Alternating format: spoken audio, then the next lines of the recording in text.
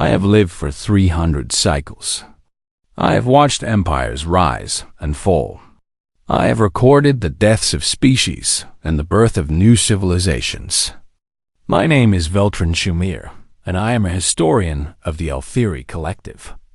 We do not fight. We do not take sides. We only watch and write so that the galaxy may remember. But I must tell you about the humans. I must tell you why the cosmos fears them. It began in the great chamber of the Galactic Assembly on Corinth 7. Representatives from 40 species had gathered to discuss trade routes and border disputes, the usual business of civilization. I sat in my observation alcove, recording the proceedings as I had done for decades. The human delegation sat in the back rows. They were a young species, barely 200 cycles since they first left their homeworld. Most of the elder races paid them little attention. They were seen as curious, energetic, and somewhat primitive. Their technology was average. Their military was small. They had no great conquests, no vast empire. Ambassador Laura Mitchell led their delegation. She was a small female with gray in her hair and lines around her eyes. Beside her sat Commander Daniel Brooks, a tall male with a calm face and watchful eyes. They spoke quietly among themselves while the Vorton delegate argued about mining rights. Then the message came. A communication officer rushed into the chamber and handed a datapad to the assembly speaker. The speaker's 4 eyes went wide. The chamber fell silent. "We have received reports," the speaker announced, "that the Cathari Dominion has attacked the human colony world. The planet designated New Haven has been struck. Early reports indicate significant civilian casualties." I turned to watch the human delegation. Ambassador Mitchell had gone very still. Commander Brooks leaned over and whispered something to her. The Cathari were a conquering species. They had ruled their sector for 800 cycles. Their fleet numbered over 2,000 warships. They had never lost a war. When they wanted something, they took it, and no one had ever stopped them. A Cathari observer stood in the gallery above. He was tall and covered in gray scales, with black eyes that showed no emotion. He watched the humans with what might have been amusement. "We demand the human delegation respond," said the Lorathi ambassador, a being of crystal and light. "Will you seek assembly mediation? We can arrange negotiations for tribute payment and territorial concession." This was the way of things. When a stronger species attacked a weaker one, the weaker species negotiated. They paid tribute. They gave up worlds. They survived by bending. Ambassador Mitchell stood slowly. The chamber watched her. "How many?" she asked. Her voice was quiet, but it carried through the entire room. The speaker checked the datapad. "Current estimates suggest 3,000 civilian casualties. The attack targeted population centers, including..." The speaker paused. "Including educational facilities." I saw something change in the ambassador's face. It was not fear. It was not despair. It was something cold and hard, like metal cooling in a forge. Beside her, Commander Brooks had closed his eyes. His hands were pressed flat against the table. "They killed children," Mitchell said. It was not a question. "That appears to be correct," the speaker replied. Mitchell turned to look at the Cathari observer in the gallery. She did not speak. She only looked at him. The Cathari shifted slightly, and I thought I saw something flicker in those black eyes. Uncertainty, perhaps. Then Mitchell turned back to her delegation and spoke a single word. "Mobilize." Commander Brooks pulled out a communication device and began speaking rapidly. Within seconds, every human in the chamber was moving. They gathered their materials. They closed their computers. They walked toward the exits. "Ambassador Mitchell," the speaker called out.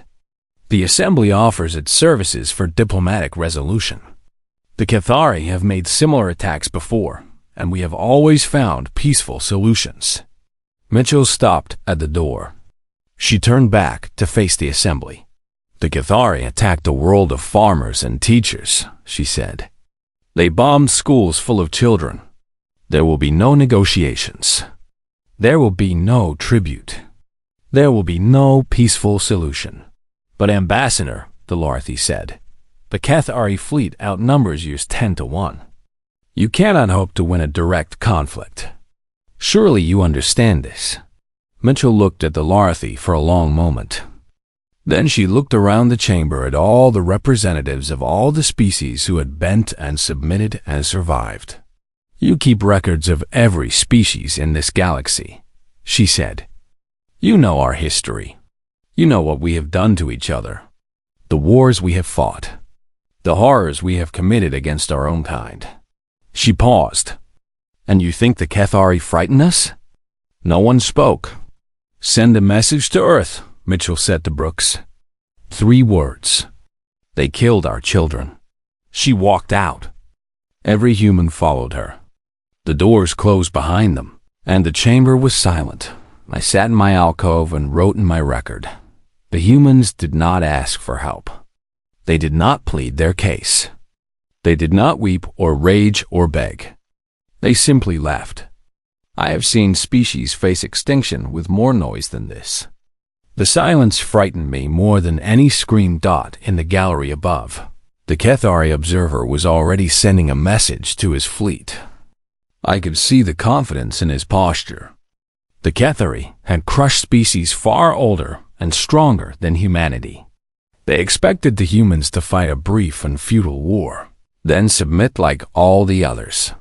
They did not understand. I requested permission to travel to human space. I wanted to record their defeat, to document the fall of a young species that had chosen pride over survival. The assembly granted my request. I did not know then that I would not be recording a defeat. I did not know that I would witness something the galaxy had never seen. The humans were not preparing to fight a war. They were preparing to end one. I arrived at Armstrong Station 14 days after the attack on New Haven. Armstrong was a human military outpost near the border of Cathari space. I expected to find a small fleet preparing for a defensive action. I expected fear and desperation. I found neither. The space around Armstrong was filled with ships. Not dozens, not hundreds, thousands. Military vessels of every size moved in careful formations. Cargo ships lined up to deliver supplies. Construction drones worked day and night to repair and upgrade. Older vessels docked. My transport was guided to a docking bay on the main station.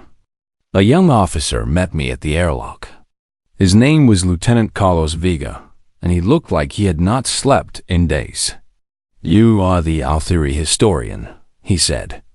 Command approved your observation request. You can go anywhere except restricted weapons areas. Do not get in the way. I followed him through the station. Everywhere I looked, humans were working. They ran through corridors carrying equipment. They shouted orders across crowded rooms. They ate meals standing up so they could keep working. How many ships do you have? I asked Lieutenant Vega.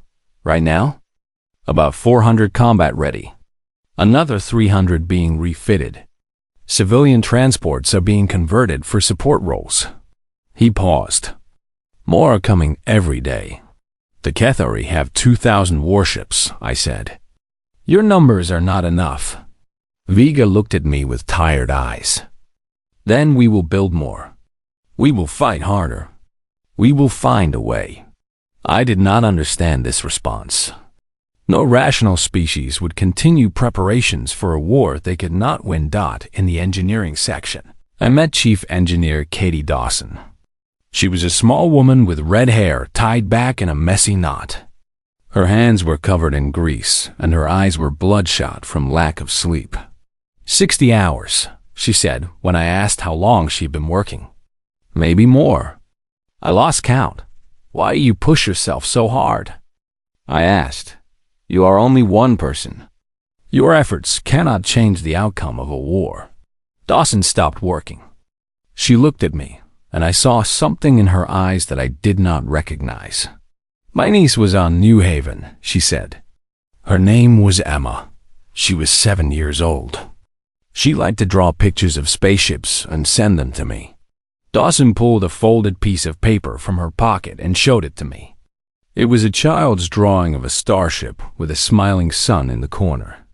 The Cathari killed her while she was sitting in her classroom. She put the drawing back in her pocket and returned to her work. "Every ship I fix is another chance to make them pay," she said. "Every hour I work is an hour closer to justice for Emma. I will sleep when this is over." I walked through the station and heard similar stories. A pilot whose brother died on New Haven. A Marine whose childhood friend was among the casualties. A cook whose grandmother had raised money to build a school in the attacked zone. The humans were not fighting for territory or resources. They were fighting for blood. They were fighting for vengeance. They were fighting for 3,000 people who would never come home. I found Commander Daniel Brooks in the command center, studying tactical displays. He looked older than he had at the assembly, as if the past 2 weeks had aged him years. "Historian," he said when he saw me.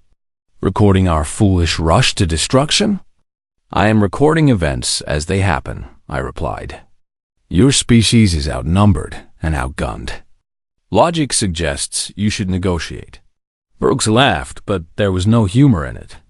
"Let me tell you something about humans," he said. "We are not a logical species. We are an emotional one. We love deeply, and we hate deeply. When you threaten what we love, we do not calculate odds. We do not measure risks. We simply act, even if acting means destruction. Especially then." Brooks turned back to his displays. "The Cathari think they are fighting a small species with a small fleet. They are wrong. They are fighting every human who has ever lost someone they loved. They are fighting every parent who has ever held a child. They are fighting 300 years of a species that has learned to channel its worst impulses into war." A communication officer approached with a datapad. "Sir, the Cathari have sent terms for surrender." Brooks read the message. His face did not change. "They want 3 colony worlds in tribute for 100 cycles," he said. "In exchange, they will stop their attacks. What will you respond?" I asked. Brooks thought for a moment. Then he typed 4 words and sent the message. "What did you say?" I asked. "Come and take them." I recorded everything I saw. The ships gathering, the crews training, the engineers working without rest, the soldiers preparing for a war that every calculation said they would lose. And slowly, I began to understand something. The humans were not hoping to win. They were not praying for a miracle. They were simply refusing to accept any outcome where the Cathari went unpunished. They would fight until they won or until every last one of them was dead. For the first time in my 300 cycles of life, I felt something I had never felt before. I felt afraid of a species, not afraid of what they would do to me, afraid of what they would do to anyone who stood against them. Fleet Admiral Nathan Cole arrived the next day with reinforcements from the core worlds. He was an old man with white hair and calm eyes. He had fought in 3 wars and had never lost a battle. He stood before the assembled officers and spoke only briefly. "They killed our children," he said. "Now we show them what that means." The fleet moved out the following morning. 400 warships against an empire that had never known defeat. I went with them. The Vara system was where the first great battle took place. It was a dead system with no planets worth claiming, just rocks and dust drifting around a dying star. Both sides had chosen it as neutral ground. I watched from the observation deck of the carrier Resilience. Captain Scott Palmer stood at the command station, his eyes fixed on the tactical display. Around us, the human fleet spread out in attack formations. 200 human ships faced a Cathari fleet of 800. "They outnumber us 4-1, I said to Captain Palmer. "Standard military doctrine would suggest a defensive posture. Palmer smiled slightly. We do not follow standard doctrine, historian. We write our own. The Cathari fleet moved forward in their traditional arrow formation. It was a design meant to intimidate, to show overwhelming force. They expected the humans to form defensive lines and try to survive as long as possible. The humans did not form defensive lines. All ships, Admiral Cole's voice came through the communication system. Attack speed. Weapons free. The human fleet surged forward. Not defensively. Not carefully. They charged directly into the heart of the Cathari formation. I gripped the railing of the observation deck as the resilience accelerated. On the tactical display, I watched the two fleets collide like waves crashing together. The first hour was chaos. Ships exploded on both sides. Weapons fire lit up the void like 1,000 suns. The Cathari had superior shields and longer-range weapons. They should have been able to pick the human ships apart from a distance, but the humans refused to stay at a distance. Fighter squadrons launched from the resilience and dove straight toward the Cathari carriers. I watched Lieutenant Megan Torres lead her squadron through a wall of defensive fire. 3 of her 12 fighters were destroyed in the first pass. She did not retreat. She pressed forward. Torres, pull back. Someone called over the communication channel. You are taking heavy losses. Negative, Torres replied. Her voice was calm, steady. We have a shot at their command carrier. We are taking it. I watched her squadron weave through the Cathari defenses. 2 more fighters were destroyed. Then 2 more. Torres flew on with only 5 ships remaining. They reached the Cathari carrier. I expected them to fire missiles and pull away. Instead, Torres flew directly at the carrier's bridge. At the last possible moment, she and her pilots ejected from their fighters. The unmanned ship struck the carrier at full speed. The explosions tore through the vessel's command section. The carrier began to drift, dead in space. Search and rescue, Captain Palmer ordered. Pick up Torres and her pilots. Sir, we are in the middle of a battle, an officer protested. I do not care. Get our people back. Small rescue craft launched from the Resilience, flying into the battle zone to collect the ejected pilots. The Cathari tried to stop them, but human fighters formed a protective wall around the rescue operation. Every pilot was recovered. Every single one. I did not understand this. In war, losses were expected. Resources spent on rescue operations were resources not spent on attack. But the humans did not seem to calculate this way. Why risk ships to save pilots who already completed their mission? I asked Captain Palmer. He looked at me as if I had asked the strangest question in the galaxy. Because they are our people, he said. We do not leave our people behind. Ever. The battle continued for 18 hours. I watched without sleep, recording everything. I saw human ships take damage that should have destroyed them, yet continue fighting.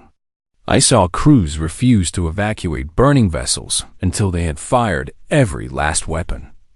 I saw captains drive crippled ships into enemy formations, buying time for other vessels to strike. The Cathari began to waver. They had expected a quick victory. They had expected the humans to break and run when the casualties mounted. Instead, the humans fought harder with every lost dot at hour 16. The Cathari fleet commander ordered a retreat. When the final count came in, the Cathari had lost 340 ships. Humanity had lost 80-9. Captain Palmer was injured during the battle. A console had exploded near him, burning his arm and side. The medics wanted to take him to the medical bay, but he refused. There is still work to do, he said, his voice tight with pain. Our people died today. The least I can do is stay at my post. I approached him after the battle was over. He sat in his command chair, his arm wrapped in bandages, staring at the display showing the damage reports. You won, I said. Against impossible odds, you won. Palmer shook his head slowly. This was not a victory, historian. This was the first round.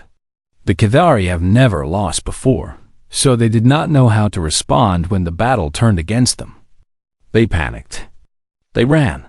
He looked at me with tired, hard eyes. Next time, they will be ready. They will fight smarter. And we will have to be even more brutal. What is your goal? I asked. To destroy their fleet? To take their territory? Our goal, Palmer said quietly, is to make them afraid. To make them so afraid that they will never attack anyone again. Not us, not any species. We want them to look at the stars and remember what happens when you harm humanity. I wrote in my record that night, I have studied 4,000 species across my lifetime. I have seen wars fought for land and resources and pride. But I have never seen a species fight like this. They do not seek conquest. They seek to teach a lesson. And the lesson is simple. Do not touch what belongs to humanity. Do not threaten what they love. Because if you do, they will come for you. And they will not stop until you understand your mistake. The fleet paused to repair and resupply. Then they moved deeper into Cathari space. The war had only just begun. 3 months into the war, humanity had not only defended their territory. They had invaded. The human fleet pushed deep into Cathari space, striking military installations and supply lines. They moved with a speed and aggression that shocked the galaxy. No species had ever taken the fight to the Cathari. No one had ever dared. I traveled with a strike force led by Commander Lisa Grant. She was a tall woman with short black hair and eyes that seemed to see everything at once. Her mission was to destroy a Cathari shipyard in the Corvin system. This shipyard produces 30 warships per cycle, Grant explained during the briefing. Taking it out will cripple their ability to replace losses. The shipyard is heavily defended, I observed. How do you plan to overcome their defenses? Grant smiled coldly. We are not going to overcome them, historian. We are going to go through them. The attack began at dawn by standard time. Human Marines boarded shuttles while warships engaged the Cathari defensive fleet. I was assigned to follow a squad led by Sergeant Marcus Webb, a large man with scars on his face and hands. Stay behind me, Webb told me as we loaded into the shuttle. When we get inside, do not stop moving. If you fall behind, you die. The shuttle flew through a storm of weapons fire. I could hear impacts against the hull. The humans around me sat calmly, checking their weapons, adjusting their armor. They had done this before we docked with the shipyard through a breach in the hull. The moment the doors opened, the Marines charged forward into smoke and fire and screaming alarms. I had never witnessed ground combat before. I had read about it. I had studied records. Nothing prepared me for the reality. The humans moved like water flowing through cracks, fast and relentless. They cleared room after room, never pausing, never hesitating. The Cathari defenders fought back hard, but they could not match the speed and coordination of the human assault. I saw Sergeant Webb kill 6 Cathari soldiers in less than 30 seconds. He moved through them like a force of nature, unstoppable and terrifying. When a Cathari appeared behind me with a weapon raised, Webb shot him without seeming to look. Stay close, he reminded me, and kept moving. We reached the central control hub after an hour of fighting. Commander Grant's voice came over the communication system. All units report.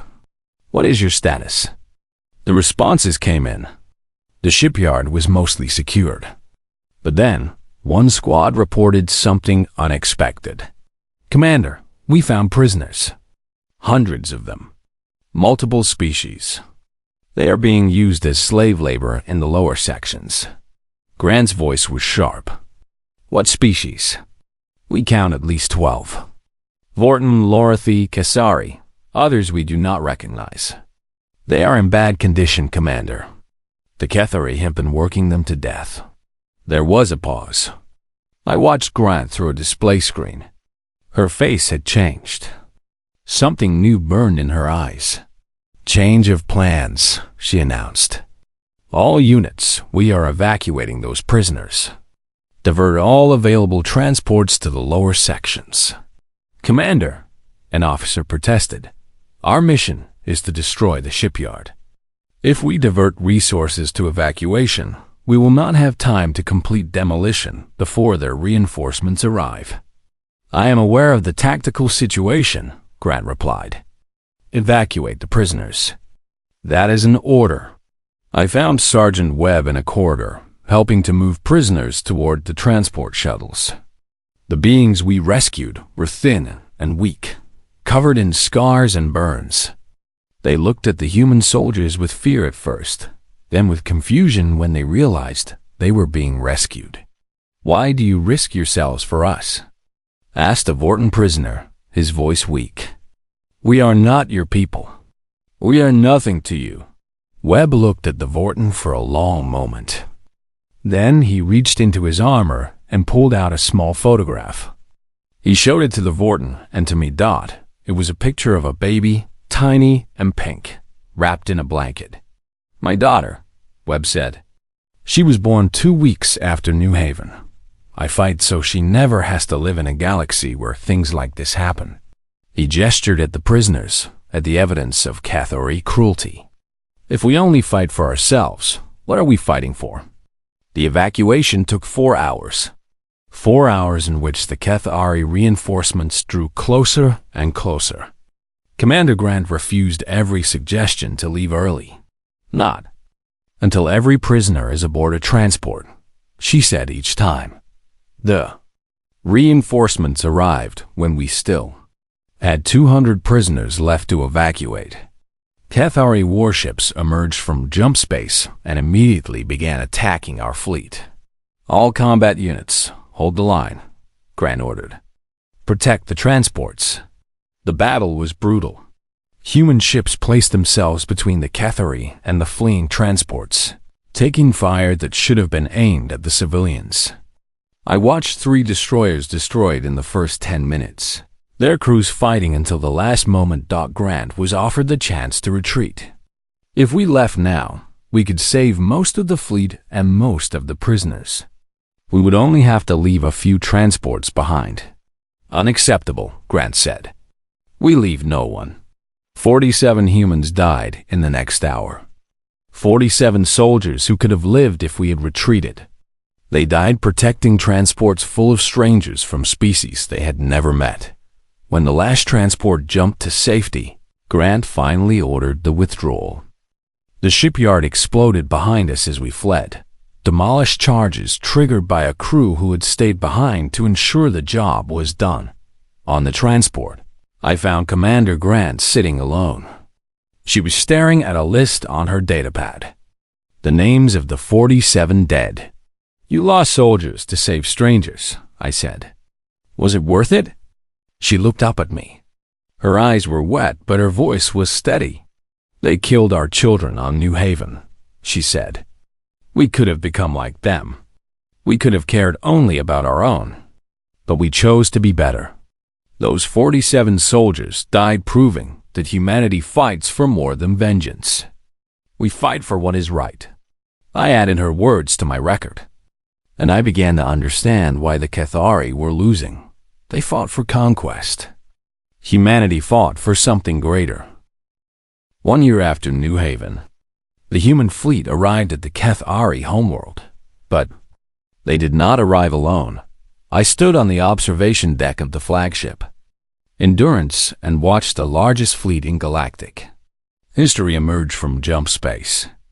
3,000 warships of all sizes and designs. Human vessels flew alongside Vorton cruisers and Larathi lightships and Cassari fighters. 40 species had joined humanity's cause. My own people, the Althiri, had broken our neutrality for the first time in 6,000 cycles. We had sent 12 ships and 100 observers. It was not much, but it was everything we had. The war had changed the galaxy. Species that had submitted to the Cathari for generations now saw a different path. They saw a young species from a small world stand against the conquerors and refuse to break. They saw humanity rescue slaves and protect strangers. They saw something they had forgotten existed. Hope.Fleet Admiral Nathan Cole stood at the center of the command bridge. He looked tired. We all looked tired. A year of war had worn everyone down. But there was steel in his eyes that had not dimmed. "Open a channel to the Cathari command," Cole ordered. The screen flickered, and the face of Grand Admiral Varric appeared. He was the highest military commander of the Cathari Dominion, an old warrior with scales turned gray from age. His black eyes showed nothing. "Admiral Cole," Varric said, "you have come far, but you cannot hope to defeat us here. This is our homeworld. Every ship we have remaining defends it. You will die before you reach our skies." Cole nodded slowly. "You have 1,200 ships. We have 3,000. The odds have changed, Grand Admiral. Numbers do not matter. The Cathari do not surrender. We would rather die than submit to lesser species." "I am not asking you to submit," Cole said. "I am offering you a choice. Surrender your military leadership for war crimes tribunals. Pay reparations to the species you have conquered. Release all occupied worlds." He paused. "Do this, and your civilian population will be spared. We will not bomb your cities. We will not kill your children as you killed ours." Varric's scales rippled with what might have been anger or contempt. "You threaten us with mercy? We are Cathari. We have ruled this sector for 800 cycles. We do not bow to primitives." "Then you will fall to them," Cole said. End transmission. The screen went dark. The Battle of Cathari Prime lasted 6 days. It was the largest space engagement in recorded history. Ships burned across the system like dying stars. Weapons fire painted the void in colors I had no names for. The Cathari fought with everything they had. They were defending their home, their people, their entire way of life. Every ship they had remaining was thrown into the battle. It was not enough. The Allied fleet pushed forward relentlessly. Human captains led the charge while Allied vessels provided support. One by one, the Cathari defensive lines collapsed. On the 5th day, I overheard a conversation that I will never forget. A group of human officers were discussing the final assault plan. One of them suggested orbital bombardment of military factories in civilian areas. It would end the war faster, the officer argued. Fewer of our people would die. Admiral Cole was silent for a long moment. Then he spoke. "The Cathari bombed schools full of children. They killed 3,000 innocents to send a message. If we bomb their cities, if we kill their civilians, we become what we are fighting against." He looked at each officer in turn.